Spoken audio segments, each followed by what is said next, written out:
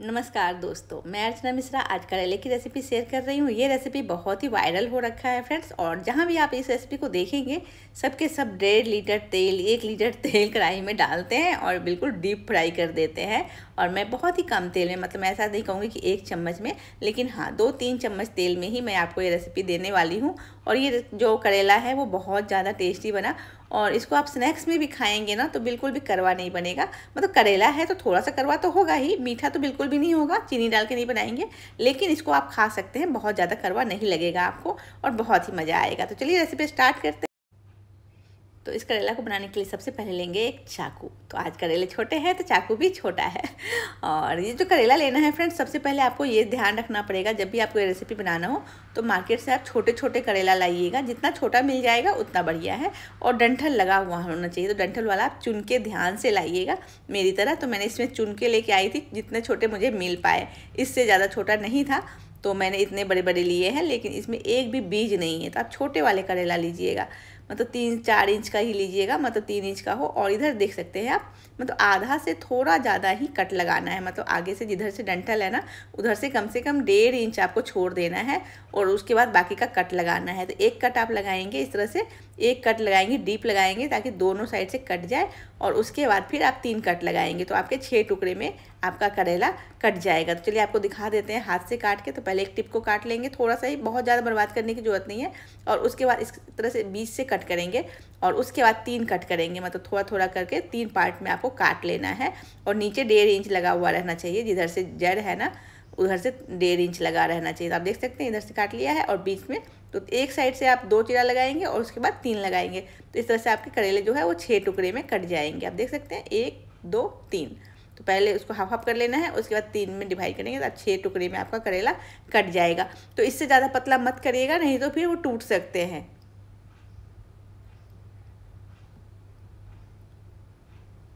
तो अब मैं इसको पहले स्टीम करने वाली हूँ फ्रेंड्स। तो स्टीमर ले लिया है मैंने, तो मेरा ये राइस कुकर है, तो मैं इसमें आराम से इजीली मेरा स्टीम हो जाता है। आपके पास स्टीमर ना हो तो आप प्रेशर कुकर में भी 2 सीटी लगाएंगे तो आपका करेला अच्छे से उबल जाएगा। तो बस या तो आप स्टीम कर लीजिए छन्ना वगैरह रख के, नहीं तो इस तरह से स्टीमर, कोई भी स्टीमर बना लीजिए और आराम से बन जाता है। अगर बोलिएगा तो मैं वीडियो में बता भी दूंगी कि कैसे आप भगोने पे भी स्टीम कर सकते हैं। और ये है राइस फ्लावर, तो ये चावल का जो आटा होता है। तो इस मौसम में चावल का आटा वगैरह बहुत जल्दी ख़राब हो जाता है, इसलिए मैंने इसको फ्रीज़र में रख दिए थे। कंटेनर जार को ही मैंने फ्रीज़र में रख लिए थे। तो अब जार पे देख सकते हैं बिल्कुल आइस जमा हुआ है, और चावल का आटा बिल्कुल सेफ़ है। तो इस तरह से आपके पास भी अगर बचे हुए हों तो आप फ्रीज़र में डाल दीजिए। और मैंने एक, मतलब आधा कप लिया है मैंने चावल का आटा, और आधा कप का भी आधा मतलब लिया है बेसन। तो ये क्वांटिटी आपको ध्यान रखना है। तो 5 करेला मैं ले रही हूँ, उसमें इतना मसाला डालने से आपका जो बैटर है ना बिल्कुल भी बर्बाद नहीं जाएगा, बिल्कुल सही बनेगा। अब सब कुछ मसाले डालेंगे, तो लाल मिर्च पाउडर, हल्दी पाउडर, धनिया और जीरा। धनिया जीरा मेरा जो पाउडर है वो भून के बनाया गया है, जिससे कि फ्लेवर बहुत ही टेस्टी आता है। और नमक, स्वादानुसार नमक डाल देंगे, और थोड़ा सा चाट मसाला डालेंगे, और थोड़ा सा अदरक का जो पाउडर होता है सौंठ डालेंगे, और 2 चम्मच मैंने अमचूर डाला है। और लहसुन का भी पेस्ट डाल सकते हैं आप, अदरक का पेस्ट डाल सकते हैं, पर मेरा आज व्रत है तो मुझे आज लहसुन प्याज नहीं खाना है। आज मैं बिना लहसुन प्याज का खाना खाती हूँ ट्यूसडे को, तो इसलिए मैं बिना लहसुन प्याज का खाना बना रही हूँ। आप चाहे इसमें लहसुन का पेस्ट डालिएगा, बहुत ज़्यादा टेस्टी बनेगा। अब इसमें एक साथ पानी मत गिराइएगा, थोड़ा थोड़ा, मतलब 2-2 चम्मच पानी डाल के आपको अच्छा सा स्मूथ से एक बैटर बना लेना है। ना ही ज़्यादा पतला और ना ही ज़्यादा गाढ़ा, मतलब बीच बीच का जो बैटर होता है ना वैसा आपको बनाना है। मतलब ऐसे गिराने से गिरता है लेकिन अपने आप नहीं गिरेगा। और बीच बीच में करेला को भी चेक करते रहेंगे। तो आपको करेला को चेक करना पड़ेगा, हर 5 मिनट पे आप करेला को चेक कर लीजिएगा। तो स्टीमर में स्टीम करने में फ्रेंड्स मुझे टोटल टाइम लग गया है 20 मिनट। तो आप अगर गैस पे करते हैं तो 20 मिनट ही लगेगा, अगर आप उसको प्रेशर कुकर में सीटी लगाते हैं तो वो जल्दी हो जाएगा, तो आप वो भी कर सकते हैं। अब एक प्लेट ले लीजिएगा जो खुला हुआ सा हो, थोड़ा सा फैला हुआ सा प्लेट ले लीजिएगा, और उसमें मैंने डाल दिया है कॉर्न स्टार्च 1 चम्मच डाला है, ज़्यादा मत डालिएगा, 1 चम्मच, थोड़ा सा चिली फ्लेक्स, थोड़ा सा चाट मसाला और थोड़ा सा ब्लैक सॉल्ट, सबको डाल के थोड़ा थोड़ा ही डालना है, बहुत ज़्यादा क्वांटिटी में नहीं डालना है। और सबको मिक्स कर लीजिएगा।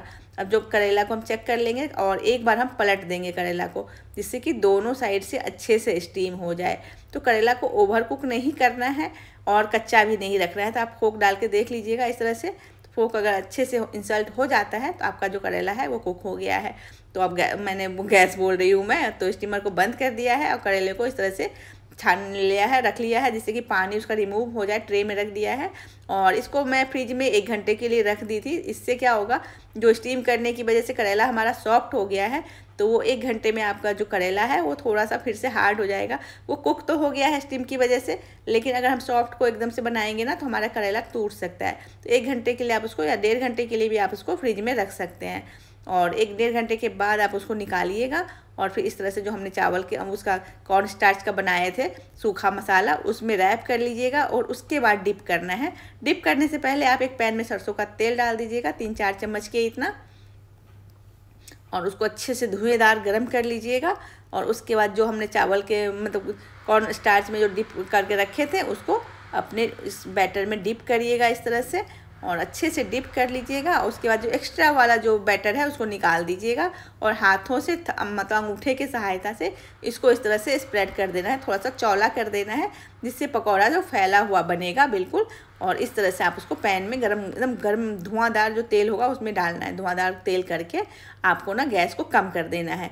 और इस तरह से सारे करेला जब डाल दीजिएगा उसके बाद गैस को फिर से मीडियम कर लीजिए, और उसके बाद फिर से लो करके इस तरह से गैस को आप लो मीडियम करते रहिएगा और इस करेला को आराम से क्रिस्पी होने तक सेक लीजिएगा।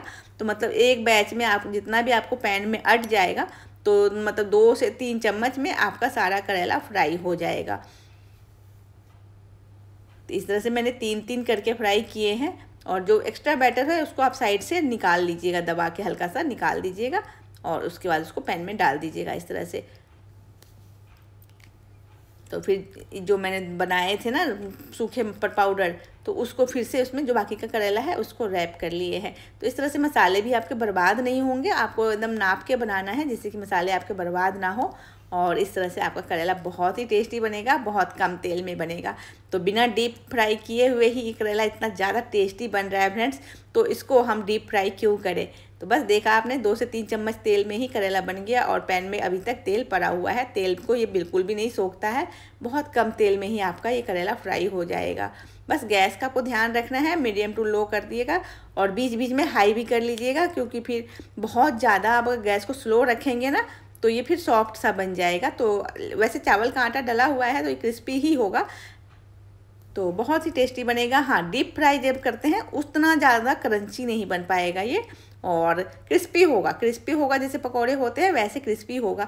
तो हमें क्रंची खाने का ऐसा तो हमने कभी भी नहीं पढ़ा है, देखा है कहीं भी कि क्रंची खाने से हम हेल्दी रहते हैं। हम हेल्दी खाने से हम हेल्दी रहते हैं फ्रेंड्स। या तो आजकल ट्रेंड चल रहा है या तो फूले फूले पराठे, या मतलब फूली फूली, या क्रिस्पी, मतलब एकदम बजा के दिखाते हैं ऐसे करके कि ये क्रिस्पी है। तो क्या आपको कुछ पता है जो बताते हैं? तो आपने कभी पूछा है कि वो जो बचता है उसके क्या फ़ायदे हैं? क्या मतलब वो खाने में अच्छा लगता है या उसका हमारा हेल्थ में कोई अच्छा मतलब असर होता है? ऐसा कुछ कभी आपने सवाल किया है?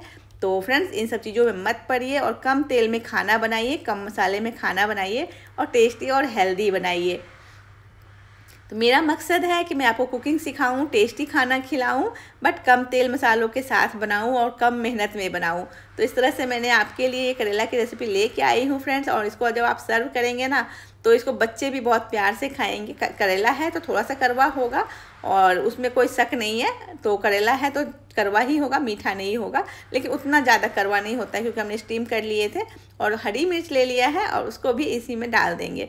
तो करेला के साथ ही इसी मसाले में ना जो बैटर है हमारा चावल के आटे का, उसी में ही हम हरी मिर्च भी डाल के उसको भी फ्राई कर लेंगे। तो जब हम इंजॉय करेंगे इसको तो बहुत ही अच्छा लगेगा, साथ में हरी मिर्च। और इसको आपको चावल दाल बनाइए, बिल्कुल सादी वाली, बिल्कुल भी तड़का छौंक वाली दाल नहीं, प्लेन दाल चावल और ये करेले का फ्राई इतना ज़्यादा टेस्टी लगेगा फ्रेंड्स कि बस उंगलियां चाट जाएंगे और बार बार बनाएंगे। और जब भी सब्जी लेने जाएंगे बच्चे बोलेंगे करेला ले लो, करेला ले लो, बच्चे जिद करेंगे करेला ले लो। ये इतना ज़्यादा टेस्टी बनता है और मेहमानों को भी आप सर्व कर सकते हैं, लंच में दे सकते हैं। बहुत ही अच्छा रेसिपी है और इसको बनाइए, खाइए। और आपको मेरे वीडियो कैसे लगते हैं ज़रूर बताइएगा। सेकने में आपको ध्यान रखना है, थोड़ा चारों साइड से भी, दोनों साइड से तो सेकिएगा ही, साथ में दोनों साइड से भी सेक लीजिएगा, क्योंकि करेला थोड़ा सा मोटा होता है तो वहाँ पे कच्चा रह सकता है, तो आप उसको भी सेक लीजिएगा। और इस तरह से बिल्कुल क्रिस्पी क्रिस्पी करेला फ्राई करके निकाल लीजिएगा। तो आप देख सकते हैं करेला कोई बोल सकता है कि ये डीप फ्राई नहीं हुआ है, और पैन में देखा बिल्कुल तेल ख़त्म था। फिर से मैंने उसमें 2-3 चम्मच तेल डाले और उसके बाद फिर से उसको फ्राई कर लेंगे। टोटल आपको 4 से 5 चम्मच तेल में या इससे भी कम तेल में आप बना सकते हैं फ्रेंड्स। मुझे वीडियो बनाना था तो मुझे 2-3 चम्मच तेल एक्स्ट्रा डालना पड़ा। मैं इससे भी कम तेल में अपने घर के लिए खाना बनाऊंगी। तो इस तरह का खाना अगर आप रोज़ाना खाते हैं फ्रेंड्स तो ये रोज़ खा सकते हैं और आप हेल्दी रह सकते हैं। तो आप देख सकते हैं इस तरह से उसको पलटते हुए आराम से इसको बना लीजिएगा।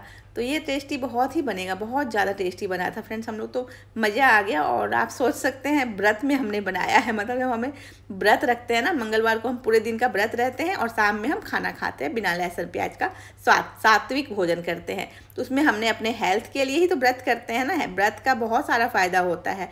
तो ऐसा नहीं होता कि हम सह जाते हैं और उससे कुछ ऐसा, मतलब उसके बहुत ज़्यादा हमारे हेल्थ पे मतलब असर होता है। तो इसलिए मैं तो सात्विक भोजन बनाती हूँ। मैं मंगलवार को, ट्यूसडे को, हर ट्यूसडे को मैं कुछ सात्विक भोजन बनाती हूँ जिसमें लहसुन प्याज ना हो और चटपटी टेस्टी हो और कम तेल मसालों से हो। तो मैं तो चलिए इंजॉय करने अपना गर्मा गर्म चावल दाल के साथ, और आप इसको नींबू के साथ एंजॉय कीजिए। धनिया डालिए और नींबू जब सर्व करते हैं तो नींबू निचोड़ दीजिए इस पर।